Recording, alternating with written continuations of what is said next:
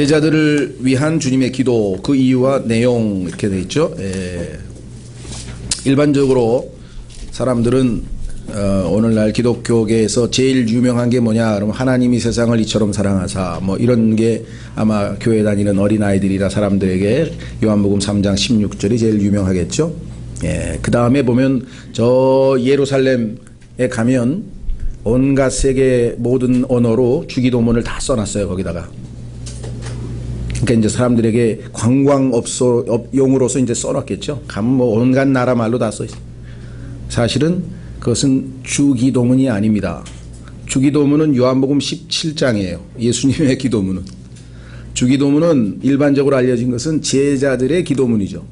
제자들이 어떻게 기도를 해야 됩니까? 가르쳐 주옵소서. 그랬더니 너희는 이렇게 기도하라 하고 주님이 가르쳐 주신 기도의 내용이고 그 기도를 하는 사람들은 예수님의 제자들이었지 예수님의 기도문은 아니에요. 예수님의 기도문은 오히려 요한복음 17장이죠. 요한복음 17장 이전에 예수님께서는 그 유명한 베다니에서의 마지막 12장에 보면은 제자들과 식사를 하면서 교회의 예시, 즉 베다니 집에서 나사로의 집에서 식사를 하면서 교회는 이런 모습이 되어야 될 것을 보여주시고 그 다음에 13장으로 가셔서 은밀히 예수님의 측근들 즉 제자들만 따로 모이는 다락방으로 들어가셨습니다. 공개적 사역은 이미 맞추셨어요. 그리고 마지막 자기의 측근들 뭐 요즘 말로 하면 이너서클이 되겠죠. 특별히 그런 사람들을 따로 부르셔서 제자들에게 당부를 하시는데 그 유명한 발을 씻어주시는 모범본을 보이시는 장면이 나오는 게 바로 요한복음 13장입니다. 그리고 나서 예수님은 가장 위대한 설교를 하십니다. 그것을 다락방 설교라고 해요. 예수님께서 수없이 많은 설교를 하셨겠지만 그 중에서 제일 알려진 설교는 마태복음 5장에 나오는 산상설교라고 합니다. 산상설교는 나중에 여러분과 제가 천년 왕국에서 왕노릇할 때 헌법이 될 내용을 5장, 6장, 7장에서 선포하셨죠.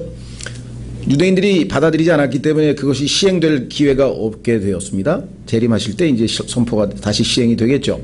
두 번째는 오늘 우리가 보게 되는 그 기도문 직전에 14, 15, 16 요한복음 14, 15, 16장에서 예수님은 제자들에게 내가 가니까 성령님께서 오셔서 너희들에게 어떠한 일들을 해 주실 것인지를 집중적으로 말씀하셨어요. 왜? 내가 가면 another comforter 또 다른 위로자께서 오실 것이다 라고 말씀하시면서 정말 성령님에 관해서 가장 핵심적인 내용들을 말씀해 주셨죠. 그리고 나서 이제 17장에 하나님과 기도하는 내용을 우리가 살펴보게 됩니다. 물론 그 다음에 마지막 유명한 설교는 올리브산에서의 설교. 이건 종말에 관한 설교죠. 마지막 때는 어떻게 될 것인가. 사람들은 산상설교 원수를 사랑하라 이런 게 원수는커녕 형제도 사랑 안 하면서 원수 사랑하는 거 대단하다 그러면서 그거를 지켜보겠다고 그래서 구원을 받아보겠다고 행위 구원을 하려는 사람들이 가르칩니다. 원수를 사랑하라는 얘기를 들으면요 무릎을 꿇고 차라리 죽여주옵소서 주여 제가 어떻게 원수를 사랑합니까? 저는 죄인이로소이다 이러고 나가야지 그걸 지키겠다고 하는 얼마나 어리석은 사람 그 자유주의자들이 바로 그런 사람들인데요. 그 다음에 올리브산에서의 마지막 때 종말론 뭐 하면서 그냥 관심이 대단합니다.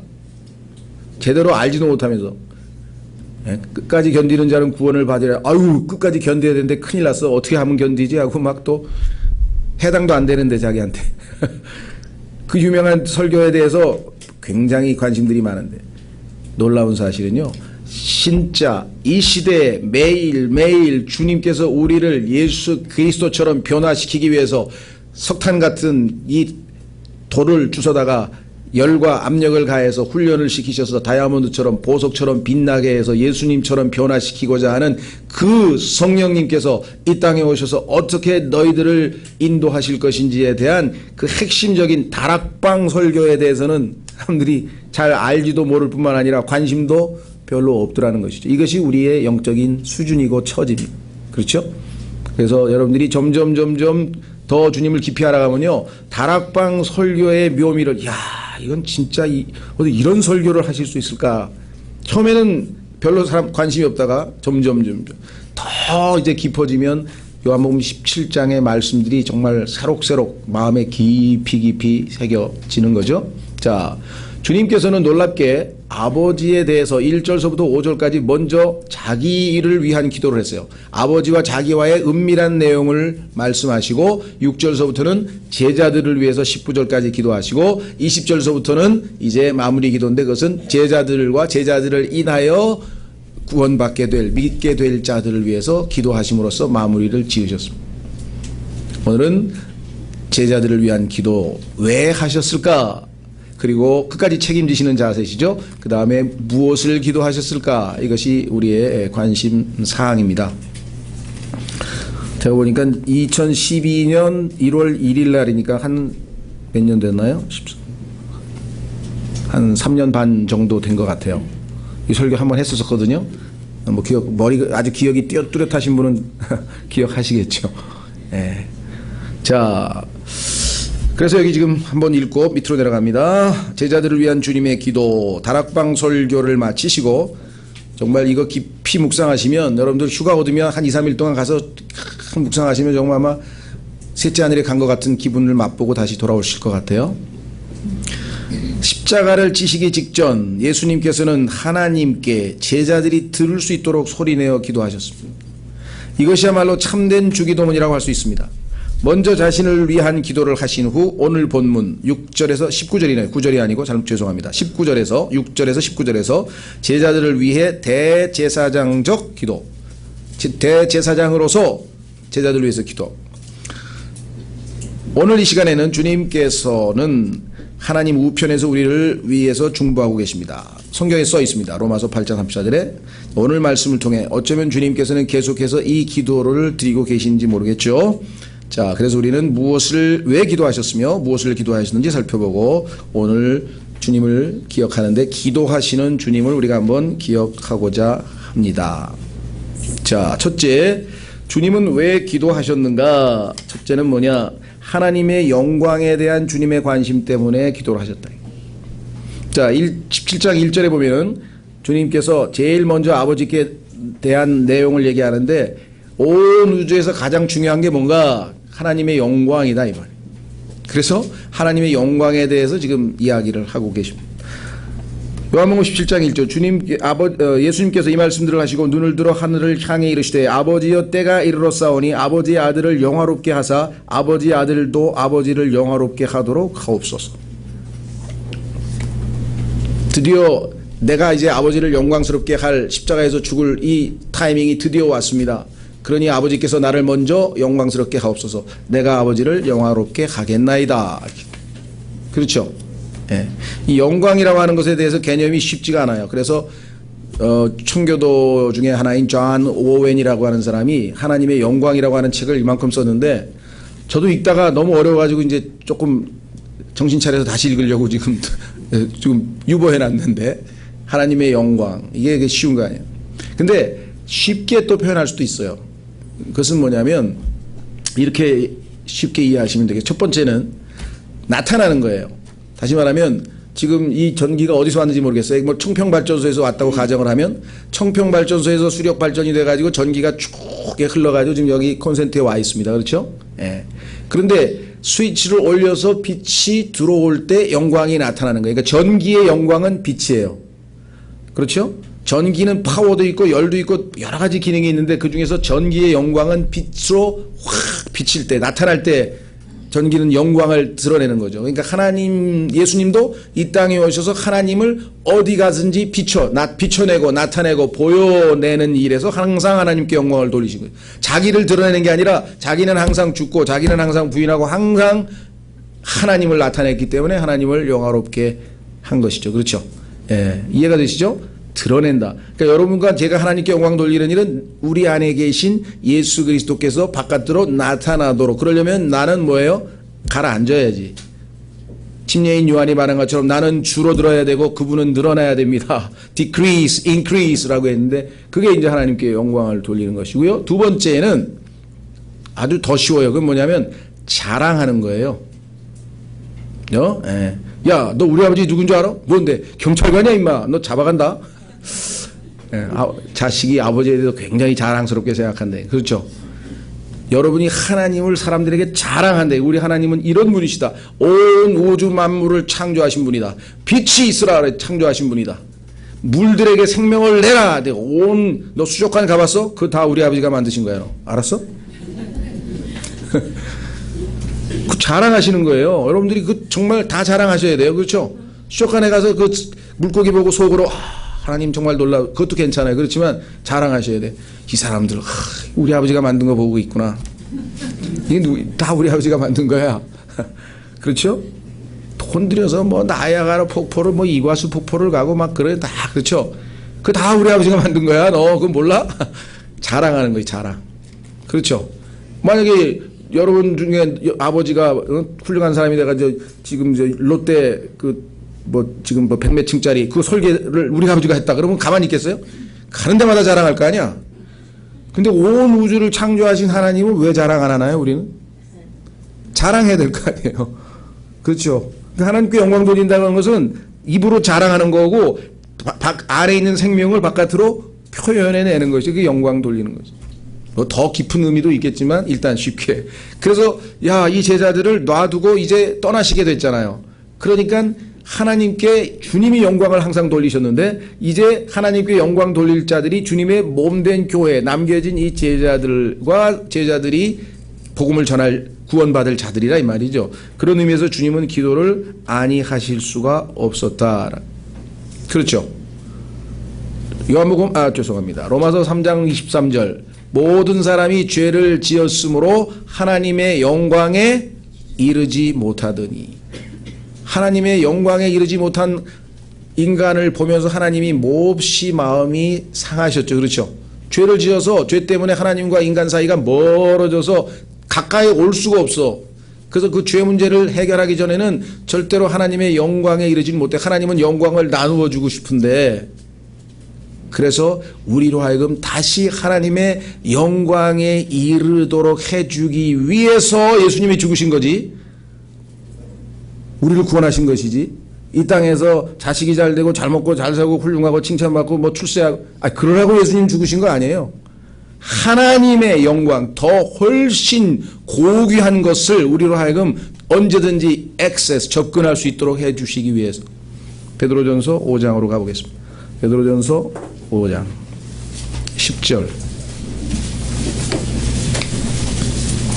여러분이 구원받은 차원이 하나님의 영광에 이르도록 구원받은 거지 그보다 목표를 낮게 잡으시면 안 돼요. 하나님의 영광을 아는 사람은요. 자, 베드로전서 5장 10절. 베드로전서 5장 10절. 그러나 모든 은혜의 하나님 곧 그리스도 예수님을 통해 우리를 부르사 그 다음에 보세요. 자신의 영원한 영광에 이르게 하신 분께서 아까는 죄를 지었으므로 하나님의 영광에 이르지 못하더니 했는데 이제는 예수 그리스도께서 죄를 take away 가져가 버리셨죠. 제거해 버리셨죠. 보라 세상 죄를 제거하는 하나님의 어린 양이로다. 그로 인해서 우리는 언제든지 믿음으로 그 은혜 안에 we have access 우리는 접근할 수 있다. 들어갈 수 있다 이거예요. 영광에 이룰 수 있게 해 주신 분이잖아요. 그게 구원이잖아요. 그래서 영광에 이르게 하신 분께서 너희가 잠시 고난을 받은 뒤에 너희를 완전하게 하시고 다 좋은데 그 왜 고난이 나올까 그런 분이 계셔요. 이게 필수 과목이라고. 많은 그리스도인들이 하나님께 영광을 못 돌리는 이유는 고난을 통과하지 않아서 그렇죠. 지금 보니까 뭐 여군 창설 65주년에 보니까 뭐 30년 동안 무슨 비행기에서 1000번을 강한 여군도 있고 늠름하시더라고요. 얼마나 훈련을 많이 했으면 그렇게 늠름한 모습이 됐을까요? 그죠? 우리도 예수님처럼 닮아가서 영광스러운 모습이 되려면은 고난이 필요하다고. 근데 그걸 얼마나 감사해요, 그 앞에. 잠시가 붙어 있잖아, 잠시 고난을 받은 뒤에 너희를 완전하게 하시고 굳건하게 하시며 강하게 하시고 정착시키시리니 11절 그분께 영광과 통치가 영원 무궁토록 있기를 원합니다. 주님은 기도하신 이유는 뭐냐? 이 제자들이 하나님의 영광을 누려야 하고 하나님께 영광을 돌려야 할 테인데 그래서 그들로 하여금 그리할 수 있도록 기도해 주셨다. 그렇죠? 두 번째, 왜 주님께서는 기도를 하셨는가? 제자들과 주님과의 특별한 관계 때문에 그래요. 아주 특별한 관계예요. 그냥 보통 관계가 아니죠. 어떤 관계인가? 6절에 보니까 이렇게 써 있어요. 예수님께서 이 땅에 오셨는데 얼마나 많은 사람들이 이 지상에 살았겠어요. 그리고 예수님을 만난 사람은 또 얼마나 많았겠어요. 그런데 특별히 예수님께서 택한 그 제자들은 특별한 관계이기 때문에 이들에게만 하나님의 이름을 싹 알려줬다 이 말이에요. 6절 아버지께서 세상에서 내게 주신 사람들에게. 왜? 하나님께서 예수님께 맡긴 자들이잖아요. 하나님께서 예수님께 주신 자들이잖아요. 여러분과 제가 우리가 우리를 보니까 한심스럽죠. 그런데 하나님께서 우리를 예수님께 주셨다니까요. 선물로. 그런 면에서 자긍심을 가지시라 이 말이에요. 교만이 아니라 내가 봐도 한심스러운데 어떻게 나 같은 자를 아들에게 선물로 주셨는가 생각하면요. 우리가 달리 살아야 돼요. 자세가 달라져야 돼요. 삶을 사는 자세가. 그렇죠. 예, 여기 나와 있잖아요. 아버지께서 세상에서 내게 주신 사람들에게 내가 아버지의 이름을 나타내었나이다. 그들은 본래 아버지의 것이었는데 아버지께서 그들을 내게 주셨으며 그들은 아버지의 말씀을 지켰나이다. 이들은 특별한 사람입니다. 제게. 왜? 아버지가 나에게 주시지 않았습니까? 8절 그래서 나도 그들을 특별히 대했습니다. 나는 아버지께서 8절 아버지께서 내게 주신 말씀들을 그들에게 주었사오며 그들은 그것을 받고. 내가 주었는데 거부한 사람이 너무너무 많았었죠. 예수님의 말씀은. 그런데 그들이 받아들였어. 두 번째 내가 아버지로부터 나온 줄을 확실히 아오며 내가 하늘에서 아버지와 함께 영광스럽게 있었던 그 창조주 하나님이라는 사실을 이들은 받아들였어. 또 아버지께서 나를 보내신 것도 믿었나이다. 그래서 이들을 위해서는 특별히 아버지께 내가 기도를 드리기 원합니다. 그러니까 주님과의 특별한 관계이기 때문에 기도했어요. 여러분과 저를 위해서도 지금도 기도하고 계시죠? 왜? 우리는 세상에 속한 자가 아니고 하나님께 속한 자이기 때문에 지금도 중보 기도를 하고 계시고 있는 중입니다. 세 번째, 왜 주님은 기도하셨는가? 제자들의 부르심 때문에. 자, 하나님께서 예수님을 이 세상에 보내셨습니다. 예수님도 하늘로 올라가시면서 자신의 제자들을 세상에 보냈습니다. 그렇기 때문에 그들이 해야 할 일이 있어요. 예수님도 해야 할 일이 있습니다. 4절 보세요. 17장 4절. 요한복음 17장 4절. 내가 아버지를 땅에서 영화롭게 하였사오니. 어떻게 영화롭게 할 수 있었어요? 내가 아버지께서 내게 하라고 주신 일을 끝마쳤나이다. 예수님께서 아버지께서 맡기신 일을 끝냈을 때 사람들이 아 하고 하나님을 영화롭게 영광 돌렸다 이 말이죠.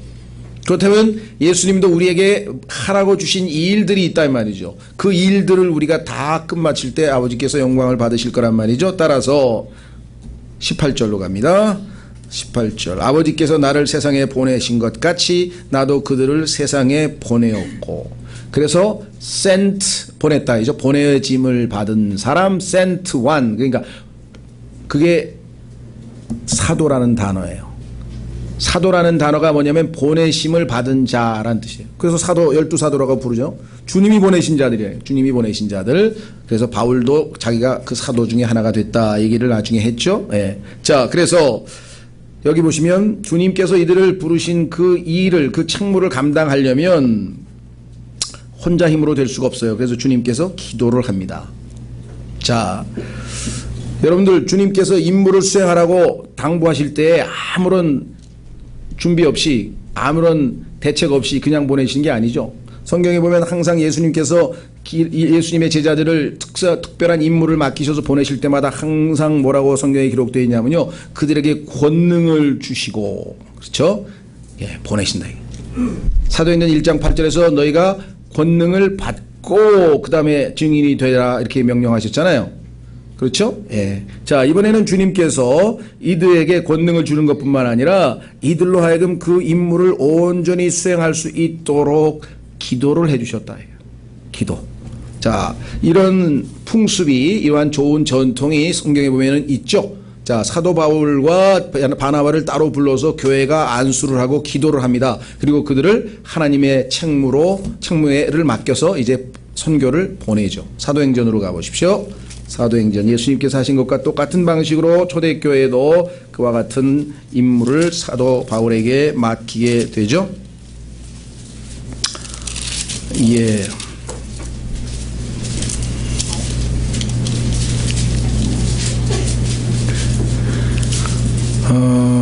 어딘가요? 예, 13장. 사도행전 13장.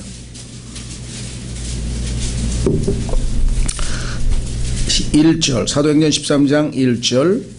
이제 안디옥에 있던 교회에 어떤 대언자들과 교사들이 있었으니 곧 바나바와 니게르라 하는 시몬과 구레네의 루기오와 사분영주 헤롯과 함께 양육받은 마나엔과 사울이더라. 사울은 나중에 사도 바울로 이름이 바뀌었죠. 그들이 주를 섬기며 금식할 때에 성령님께서 이르시되 내가 바나바와 사울을 불러서 시킬 일을 위해 그들을 내게로 구별하라 하시니 그들이 금식하며 기도하고 그들에게 안수한 뒤 그들을 보내더라. 예수님께서 기도하신 다음에 제자들을 세상에 보내셨죠. 예, 그래서 그들이 받은 부르심 때문에 예수님은 기도를 해 주실 수밖에 없었다. 이게 세 번째 이유고요. 네 번째는 주님께서 왜 기도를 하셔야겠느냐. 그들이 처한 여건 때문입니다. 세상에 보내기는 보내는데 갈라디아서 1장 4절에 나와 있는 것처럼 이 세상은 악한 현 세상이에요. 악한 세상이야. 거기에다가 주님이 제자들을 보내셔야 돼. 그렇죠? 기도가 필요해. 두 번째, 그 세상에서 살고 있는 세대가 악하고 음란한 세대야. 그래서 또 그들을 지켜주시기 위해서 기도가 필요해. 그래서 주님은 기도를 아니하실 수가 없었다. 이렇게 성경에 나와 있네요. 자, 제자들이 처한 여건 때문에 14절 보세요. 어떤 여건인가? 세상은 녹록치 않은 곳입니다. 요한복음 17장 14절 내가 아버지의 말씀을 그들에게 주매 세상이 그들을 미워하였사오니 이는 내가 세상에 속하지 아니한 것 같이 그들도 세상에 속하지 아니하기 때문이니이다. 그러면 무슨 기도를 하시는가? 15절 나는 하나님께서 그들을 세상에서 데려가시라고 기도하지 아니하오며 다만 그들을 악에서 지켜주시라고 기도하나이다. 이건 이제 우리가 기도 내용에 가서 밑에 가서 2번에 가서 다시 할 터인데요. 기도를 해야 될 이유 중에 하나는 뭐냐? 이들이 처해 있는 여건이 기도를 필요로 하고 있는 여건이다. 누군가 기도를 해야 될까요? 그렇죠? 지금 오늘 박상도 형제님이 아주 우리 타사월의 형제를 포함해서 선교사들을 위해서 기도했잖아요. 그런 것처럼 우리도 수요일 날 또 기도한다 이 말이에요. 그렇죠? 이들이 처해 있는 여건이 기도를 필요로 하고 있기 때문에 우리는 최선을 다해서 기도한다 그랬습니다. 성경에 보니까 이 땅에 이 세상은 예수 그리스도를 원하지 않습니다. 그래서 정말 기도가 필요한 여건이다. 성경에 곳곳에 내용이 써 있는데 우리가 한 구절을 더 보겠습니다. 거기 왼쪽으로 몇 장 넘기시면 요한복음 15장 20절. 요한복음 15장 20절. 우선 18절서부터 보겠습니다. 18절서부터 세상이 너희를 미워하면 그것이 너희를 미워하기 전에 나를 미워한 줄 너희가 아느니라. 너희가 세상에 속하였으면 세상이 자기 것을 사랑하였으리라. 그러나 너희가 세상에 속하지 아니하고 도리어 내가 세상에서 너희를 택하였으므로 세상이 너희를 미워하느니라. 내가 너희에게 말한즉 종이 자기 주인보다 크지 못하니라 한 말을 기억하라. 그들이 나를 핍박하였으면 너희도 핍박할 것이요 내 말을 지켰으면 너희 말도 지키리라. 그러나 그들이 내 이름으로 인하여 이 모든 일을 너희에게 행하리니 이는 그들이 나를 보내신 그분을 알지 못하기 때문이라. 그렇죠? 따라서 우리는 이 세상의 여건이 녹록치 않은 것을 아시고 주님은 미리 기도하셨어요. 성경에 보니까 베드로를 위해서도 예수님이 미리 기도하시죠. 사탄이 와서 베드로의 믿음을 무너뜨릴 것을 아시고 너의 믿음이 줄어들지 않도록 내가 너를 위해 기도하였다 하고 주님이 베드로에게 말씀. 오늘 여러분들이 주님이 이와 같은 기도를 하셨고 지금도 셋째 하늘에서 여러분과 저를 위해서 이렇게 기도하고 계신다는 사실을 알면 훨씬 더 우리가 시험에서 이길 수 있는 힘과 능력을 얻을 수가 있겠죠. 주님이 기도하고 계신다는 것을 믿으면 얼마나 우리에게 힘이 되겠어요. 그걸 모르면 낙담하겠죠. 자, 다섯 번째. 제자들 안에서 주님의 기쁨이 성취되도록 원하셨기 때문에 우리가 생각할 때는 예수님께서는 이 땅에서 기뻐하실 일이 뭐가 있었을까? 밤낮 고통만 당하시고 밤낮 박해만 당하시고 이 세상 사람들이 정말 예수님을 대하는 모습이 너무나 형편없었는데 창조주를 그렇죠? 아주 그냥 이 세상에서 가장 천한 사람처럼 대하고 막대하고 나중에 수염을 뽑고 침을 뱉고 그냥 나중에는 저 높은 곳에 악한 극형 중에 극형을 처하게 해서 정말 못할 짓을 이 창조물이 창조주에게 했는데 그렇죠. 예. 자, 그런데도 예수님은 항상 기뻐하실 수 있었다. 왜 그럴까요? 자, 우선 13절을 읽겠습니다. 13절에 보면은 이렇게 기록되어 있네요. 이제 내가 아버지께로 가오니 내가 세상에서 이것들을 말하옵는 것은, 내가 이런 기도를 왜 하느냐? 이유가 그들이 내 기쁨을 자기들 안에서 성취하게 하려 함이니이다. 자, 예수 그리스도의 기쁨. 주 앞에는 항상 즐거움이 있다라고 시편 16편에서 말씀하셨습니다. 예수님은 항상 하나님과 동행했기 때문에 항상 기쁨을 누리시는 하나님으로부터 기쁨을 공급을 받습니다. 우리 그리스도인들이 힘 있는, 그렇죠? 능력 있는, 권능 있는 그러한 신앙생활을 하려면 주님의 기쁨을 항상 우리가 소유하고 또 우리가 활용해야 되겠죠. 자, 느헤미야 8장으로 가보겠습니다. 구약성경 느헤미야 8장에 가면 이렇게 기록되어 있습니다. 여러분들이 살다가 힘이 없다고 느낄 때, 지칠 때, 그럴 때마다 이 말씀을 펴서 조용히 묵상하면서 말씀을 믿겠습니다 하는 순간 여러분들에게 아마 힘이 솟아날 것 같아요. 느헤미야 8장 10절.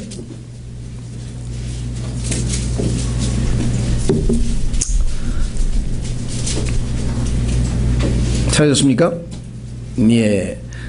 9절서부터면 지금 설교를 하고 있습니다. 하나님의 말씀을 설교하는 내용이고요. 듣는 장면이 이렇게 묘사되어 있어요. 온 백성이 이 율법의 말씀들을 듣고 울므로 하나님의 말씀을 낭독했더니 그 말씀이 가슴에 찔렸는지 전부 다 막 지금 울고 있는 거예요. 디르사인 느헤미야와 제사장 겸 서기관인 에스라와 백성을 가르친 레위 사람들이 온 백성에게 이르기를 이날은 주 너희 하나님께 거룩한 날이니 애곡하지 말며 슬피 우지 말라. 하나님 앞에서 울 때는 우리가 통회할 때 우는 거지 지금은 하나님께 경배하러 왔는데 지금 왜 우냐 이게. 아론은 자기 자식이 2명이 하나님 앞에서 즉사했는데도 울지 말라 그랬어요. 넌 제사장이니까 거룩하게 해. 내 자신을 지켜야 돼. 울지 말라. 그래서 자식 2명 죽었는데도 통곡도 안 했죠. 네. 죄를 지어서 하나님 앞에 의로운 심판을 받았으니까 그 의로운 하나님 앞에서 울면 하나님 앞에 불평하는 것밖에 더 되겠어요?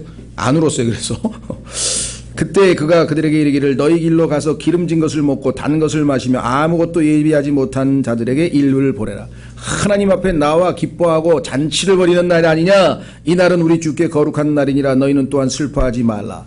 주의 기쁨이 너희의 힘이니라. 주께서 너희에게 기쁨을 나누어 주실 때 너희가 힘을 얻는다. 우리 그리스도인도 마찬가지입니다. 예수님은 바로 자신의 그 기쁨이 제자들 안에서 성취되도록 주님께 기도해, 하나님께 기도했다. 예수님은 이 땅에 사시면서 고통과 고난과 어려움과 복잡한 상황에서도 항상 기쁨을 유지할 수 있었던 그 기쁨을 이 제자들도 이 세상에서 어려운 여건 하에서 신앙생활을, 믿음생활을 하면서도 기뻐하며 살 수 있도록 기도해 주셨다 이 말입니다. 그렇죠? 충분히 이유가 되죠. 아, 이러한 이유 때문에 주님은 제자들을 위해서 기도하셨구나. 자, 그렇다면 이제 내용으로 들어가서 무슨 내용을 기도하셨는가? 3가지를 기도하셨습니다. 굉장히 복잡한 것 같죠? 그러나 아니에요. 주님은 딱 핵심적인 것만 3가지를 기도하셨어요. 자, 사도 바울도 보면 기도를 별로 길게 안 하더라고요. 딱 핵심적인 것만. 자, 첫째 예수님은 무슨 기도를 하셨나? 11절. 요한복음 12장 11절. 이제 나는 세상에 더 있지 아니하오나 이들은 세상에 있사옵고. 예수님이 나는 간다고 말씀하셨죠. 그래서 14장에서 어디로 가십니까 하면서 또 물어본 제자가 있었잖아요. 나는 아버지께로 가옵나니 거룩하신 아버지여. 이 Holy Father가 예수님께서 하나님을 지칭할 때 부르는 표현인데 카톨릭 신자들이 교황님을 부를 때 사용해요. 그러면 이 사람들은 신성 모독죄에 걸리는 거예요. 성경에 따르면. 하나님의 칭호를 도둑질한 거죠. 그렇죠. 아무리 훌륭한 말씀을 하셔도 벌써 지금 엄청난 죄를 저지르고 있는 거예요. 뭘 모르고 하는 거예요. 지금. Holy Father는요, 예수 그리스도께서 하나님을 칭할 때 쓰는 표현입니다. 아버지께서 내게 주신 자들을 아버지의 이름으로 지키사 이들을 지켜주십시오. 악한 자, 이들을 빼앗으려고 하는 자들이 있습니다. 우리와 같이 그들도 하나가 되게 하옵소서. 자, 지켜주신다. 근데 넉넉히 지키시기도 남죠. 왜 그런가요? 하나님이 온 우주에서 최고로 능력이 많으신 분이죠. 자, 요한복음 10장.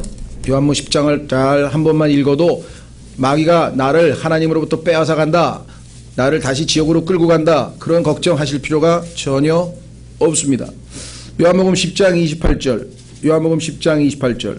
내가 그들에게 영원한 생명을 주노니 그들이 결코 멸망하지 않을 것이며 또 아무도 내 손에서 그들을 빼앗지 못하리라. 그들을 내게 주신 내 아버지는 모든 것보다 크심에 아무도 내 아버지 손에서 능히 그들을 빼앗지 못하느니라. 그죠? 이 빼앗는다는 단어가, 이게 영어 단어가 아주 재밌는 단어, 플락이라 그랬는데, 플락이 뭐냐면요, 새 깃털 뽑아내는 거예요. 새 깃털 뽑을 때 쓰는 표현인데, 우리를 하나님의 손에서 그렇게 못 뽑아간단 말이죠. 마귀가 절대로. 우리는 안전하다 그랬어요. 로마서 8장. 로마서 8장. 우리는 절대로 안전합니다. 그러니까 이 기도가 응답이 됐고 지금도 되고 있죠. 왜? 아들이 아버지께 하신 기도는 항상 응답이 된다니까요. 지금도 우리를 여태까지 지켜주시고 계시잖아요. 그렇죠? 또 지켜주실 것이고. 로마서 8장 35절. 로마서 8장 35절. 34절도 같이 읽겠습니다. 주님이 기도하셨기 때문에 이렇게 담대하게 얘기하실 수 있죠. 34절. 누가 정죄하리요? 죽으신 분은 그리스도시요 참으로 다시 일어나신 분도 그리스도시니 그분께서는 바로 하나님의 오른편에 계시며 또한 우리를 위해 중보하시느니라. 누가 우리를 그리스도의 사랑에서 떼어놓으리요? 환난이나 공경이나 핍박이나 기근이나 벌거벗음이나 위험이나 칼이랴. 아무것도 아니다 이거죠. 밑으로 내려가면은 39절에 38절에 내가 확신하노니 사망이나 생명이나 천사들이나 정사들이나 권능들이나 현재 있는 것들이나 장래 있는 것들이나 높음이나 깊음이나 다른 어떤 창조물이라도 능히 우리를 그리스도 예수 우리 주 안에 있는 하나님의 사랑에서 떼어놓지 못하리라. 이 약속이, 주님의 기도가 지금도 응답되고 있는 중입니다. 그렇죠? 자, 그 다음에 문제는 뭐냐? 하나가 되도록. 이 기도는 어디서 응답됐는데? 예수님의 기도가 언제 응답이 됐죠? 하나가 되게 하라고 해주신 그 기도가. 고린도전서 12장에 답이 써 있는데요. 한번 확인해 보겠습니다. 고린도전서 12장. 이 땅에 있던 주의 지체들이 다 조각조각 하나하나. 그런데 하늘에서 하나님께서 보내신 성령께서 우리를 다 예수 그리스도의 몸 안으로 집어넣어서 한 몸이 되게 하심으로 드디어 이 약속이 성취되었다. 이 기도가 응답되었다. 자, 고린도전서 12장 12절. 고린도전서 12장 12절. 몸은 하나이며 많은 지체가 있고 그 한 몸의 모든 지체가 많아도 한 몸인 것 같이 우리가 다 예수 그리스도의 지체로 결국은 한 몸이라 그랬습니다. 그리스도도 그러하시니라. 그리스도도 한 몸이십니다. 여러 개가 아니죠. 13절. 우리가 유대인이나 이방인이나 매인자나 자유로운 자나 모두 어떻게 한 몸이 됐냐? 어떻게 하나가 됐냐? 한 성령에 의해 침례를 받아 한 몸 안으로 들어왔으며 예수 그리스도를 믿고 구원자로 영접합니다 하는 순간에 성령께서 우리를 보이지 않는 영적인 spiritual operation, 역사로 우리를 보이지 아니하는 예수 그리스도의 몸 안으로 집어넣어서 우리가 다 하나가 되었다. 뿐만 아니라 한 성령을 마셔서 다 우리 안에 동일한 성령께서 내주하고 계신다. 거기 써 있죠. 한 몸 안으로 들어왔으며 모두가 마시게 되어 한 성령 안으로 들어왔느니라. 그렇죠? 결국은 우리는 하나가 되었습니다. 문제는 뭐냐? 근데 하나가 됐는데 하나가 된 모습으로 살아가나요? 시편 133편 1절. 시편 133편 1절.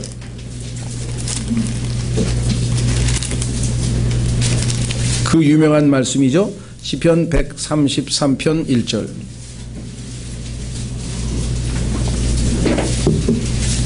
보라, 형제들이 하나가 되어 동거함이 어찌 그리 좋으며 어찌 그리 기쁜가.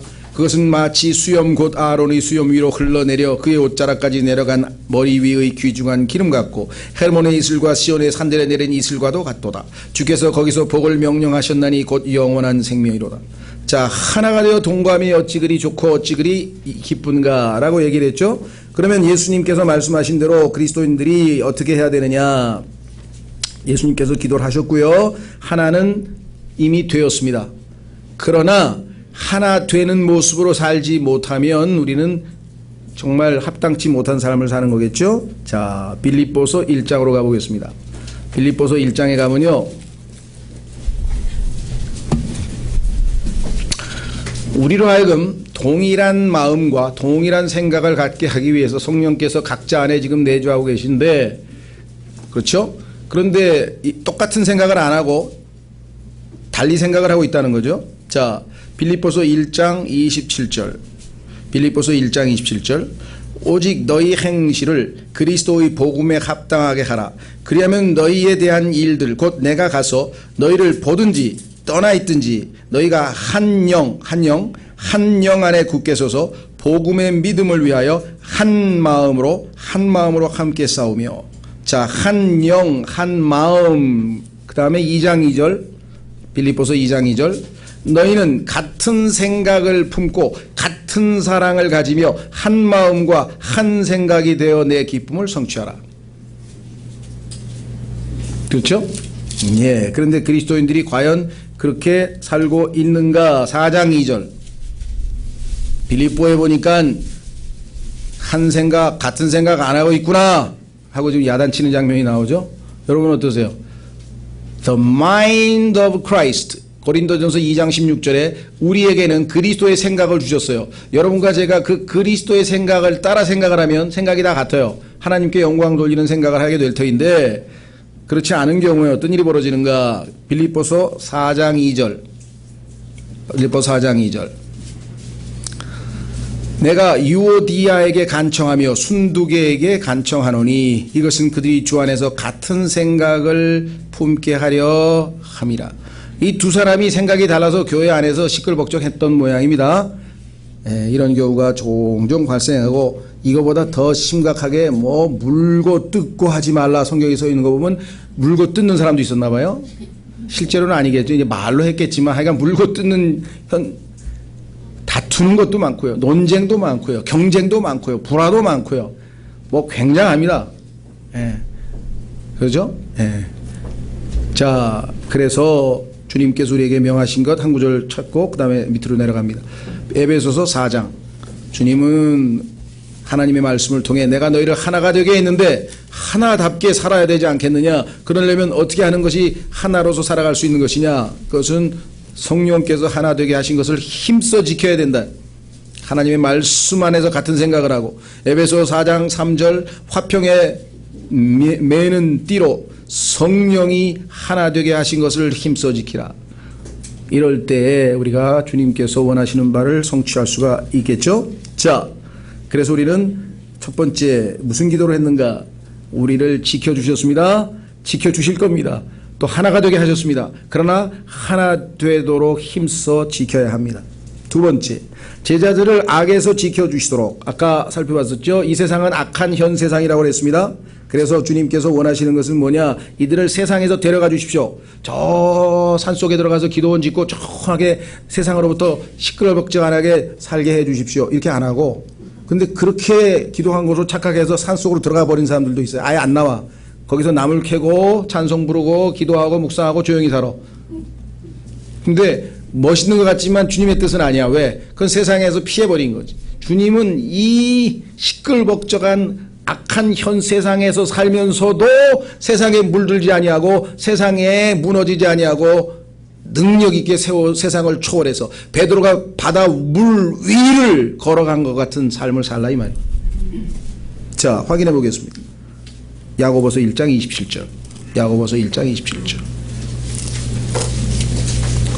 아이 세상에 저 산속에 가가지고 저 버섯 키우면서 산삼 캐면서 공기 좋은 데서 기도하고 찬송하고 묵상하고 살면 얼마나 좋겠어요? 주님은 그렇게 살라고 하시질 않았어. 자, 야고보서 1장 27절 26절부터 진정한 종교가 뭔지 나와 있네요. 여기 보면은 만일 너희 가운데 어떤 사람이 신앙심이 있어 보이되, 이건 좀 의역했는데요. 영어 성경이면 religious예요. religious. 자기가 진짜 종교적이라고 생각하는 사람은 어떻게 살아야 되느냐? 자기 혀를 제어하지 아니하고 자기 마음을 속이면 이 사람의 신앙 행위는 헛것이니라. 이 사람의 this man's religion is vain. 어떤 사람이 종교인 행세를 하면 종교 갖고 있다 그러면서 행실은 어떠냐? 두 가지인데요. 혀를 제어하지 아니하고 마음을 속이면. 혀를 성령님에 의해서 통제받지 아니하고 자기의 마음을 정직하게 하지 않고 속이면 이것은 헛된 종교다. 그러면 pure religion, 요즘에 퓨어가 좀 득세하고 있죠. 요구르트도 퓨어를 먹어야 된다는 pure religion, 순수한 종교는 뭐냐? 이게 써 있어요. 27절. 하나님 곧 아버지 앞에서 순수하고 더럽지 않은 신앙행위, 신앙행위라고 번역했네요. 종교란 말을 쓰기를 싫어하신 분인 것 같아요. 이분은. 제가 봐도 종교란 말이 좀 굉장히 우리에게는, 이 복음주의 성도에게는 종교 그러면 벌써 좀, 그런데 성경에서는 하나님은 종교도 두 종류예요. pure religion은 괜찮은 거야. 순수한 종교는 어떤 종교냐? 여기 나와 있죠. 즉 고난 중에 있는 아버지 없는 자들과 과부들을 돌아보고, 이 땅에서 하나님 보시기에 제일 불쌍한 사람은 그 아버지 없는 자하고 과부라 이 말이죠. 보호자 없으니까. 세상으로부터 자기를 지켜. 두 번째, 세상으로부터 자기를 지켜. 주님이 기도하셨죠. 그 다음에 더럽혀지지 아니하는 것이니라. 세상에 살기는 사는데 더럽혀지지 않아. 어떻게 우리의 몸은 다 어떻게 해요? 예수님의 보혈로 다 씻음 받았는데 이 세상에 살면서 발에 자꾸만 먼지가 묻으니까 그것을 어떻게 해야 돼요? 계속 말씀의 물로 씻어내고 말씀의 물로 씻어내고 말씀의 물로 씻어내면 우리가 여기 나와 있는 것처럼 더럽혀지지 않는 것이죠. 그렇죠? 예. 근데 만약에 계속 말씀의 물로 안 씻어내면 어떻게 돼요? 점점 더럽혀지죠. 그렇죠? 그럼 이제 드디어 몸에서 냄새도 나잖아요. 예. 영등포역도 거기 노숙인들이 많아서요. 들어가면 벌써 냄새가 콱 배요. 예, 참 국가에서 좀 대책을 세우는 게 좀 필요하지 않을까 싶은데 안타깝죠. 어쨌거나 그 얘기 하려고 하는 건 아니고 이 세상에서 물들면요 더럽혀지는 거예요. 그러면 내가 죄는 짓질 않았어. 보혈이 필요하지는 않아. 그렇지만 그런데 뭔가 좀 더럽혀진 느낌, 낡아진 느낌. 내가 정말 성령 충만해서 이게 아니고 뭔가 그럴 때 어떻게 돼요? 말씀의 물로 씻어야 되겠죠. 자, 그 다음에 세 번째, 악에서 지켜주시도록 연결이 되네요. 세 번째, 여러분과 제가 하나님의 뜻은 뭐냐? 데살로니가 전서 4장 3절에 보니까 거룩한 삶을 사는 거죠. 근데 거룩한 삶을 살려면 어떻게 되느냐? 아버지의 거룩한 말씀으로 날마다 씻어내야 한다. 그것이 바로 여기 나와 있는 17절이네요. 요한복음 17장 17절. 아버지의 진리로 그들을 거룩히 구별하옵소서. 아버지의 말씀은 진리이니라. Sanctified life. 거룩히 구별된 삶. 그렇죠? 하나님만을 위해서 존재하는 삶. 먹든지 마시든지 그 무엇을 하든지 하나님께 영광을 돌리기 위해서. 내가 하는 동기, 내가 하는 행동의 모든 내적인 동기가 하나님께 영광을 돌리기 위해서, 하나님을 기쁘게 하기 위해서, 하나님을 사랑하기 위해서 한다면 그것이 무엇이 됐든지, 먹는 것이 됐든 마시든 것이 됐든 무엇을 하든지 그 내적인 동기가 있다면 하나님은 영광을 받으신다. 이게. 꼭 무슨 복음을 전하고 어떤 종교적인 그런 우리가 아는 그런 행동뿐만 아니라 일상 삶에서도 내가 무엇을 하든지 그러한 마음 자세로 한다면, 그래서 진리로 제자들이 거룩히 구별되도록. 자, 그래서 우리가 세상에서 구별된 삶을 사는 것은요, 계속해서 발바닥에 먼지는 묻어요. 계속해서 세상적인 게 들어와요. 그렇죠? 눈으로 들어오고 귀로 들어오고 계속 지금 우리에게는 세상적으로 더럽혀질 수밖에 없고, 그것을 말씀의 물로 부지런히 주일날 말씀 듣고 또 말씀 듣고 집에서 듣고, 그렇죠? 자기 전에 또 읽고 계속 말씀의 물로 씻지 아니하면 언제 어느 순간에 다시 또 더럽혀질 수밖에 없는 거죠. 그래서 진리로, 아버지 말씀은 진리이니다. 진리로 그들을 거룩히 구별하옵소서. 이렇게 성경에 말씀하셨죠. 그래서 성경에 보니까 주께서 우리의 말씀을 깨끗하게 할 때에는 하나님의 말씀으로, 그렇죠? 우리를 정결하게 계속해서 씻어내야 된다. 한 구절만 찾고 완찬에 임하겠습니다. 시편 바로 옆에 들으시면 15장, 요한복음 15장 3절.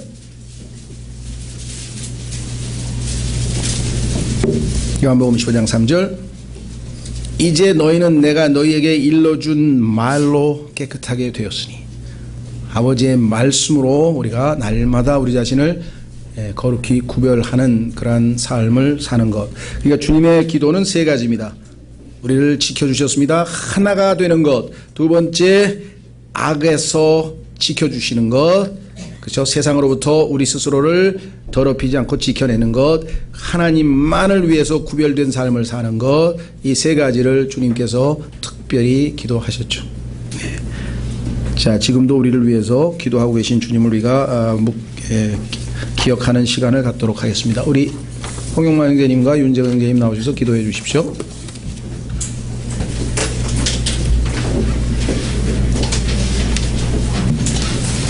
예, 나오세요. 홍용만 형제님 나오셔서 빵을 위해서 기도하시고 윤재근 형제님 잔을 위해서 기도해 주시면 고맙겠습니다.